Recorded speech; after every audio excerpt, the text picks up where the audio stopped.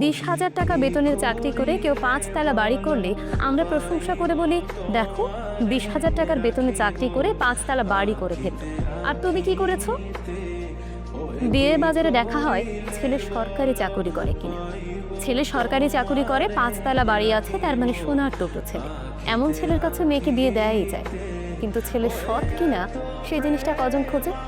আমাদের সমাজে কে কত বড় বাড়ি করলো, কে কয়টা গাড়ি কিনলো, কার কত ব্যাংক ব্যালেন্স আছে, এই জিনিসগুলো দিয়ে মানুষের সম্মান পরিমাপ করা হয়।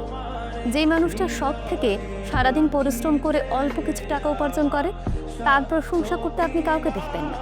কিন্তু কেউ যদি 20,000 টাকা চাকরি করে ওই যে 5 তলা বাড়ি করে, সবাই তার প্রশংসা পঞ্চম। কেউ জিজ্ঞেস করে না ওই 20,000 টাকার চাকরি করে সে এত বড় দালান কিভাবে করল। বরং প্রত্যেকটা মানুষ তাকে সম্মান দিতে থাকে। মসজিদ থেকে শুরু করে এলাকার বাজার, সব জায়গায় মানুষ তাকে সম্মানের সাথে ট্রিট করে।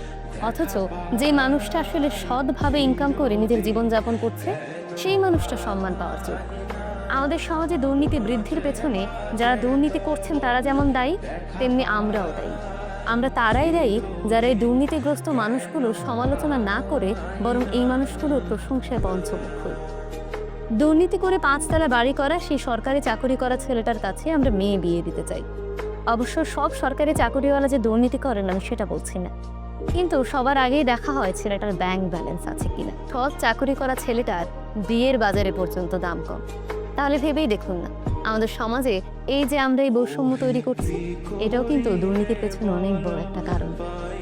সুতরাং আমাদের এই ধরনের মন মানসিকতাগুলো পরিবর্তন করলেই কেবল আমাদের সমাজ থেকে দুর্নীতি দূর হবে এবং আমরা সুন্দর একটি সমাজ করতে পারবো।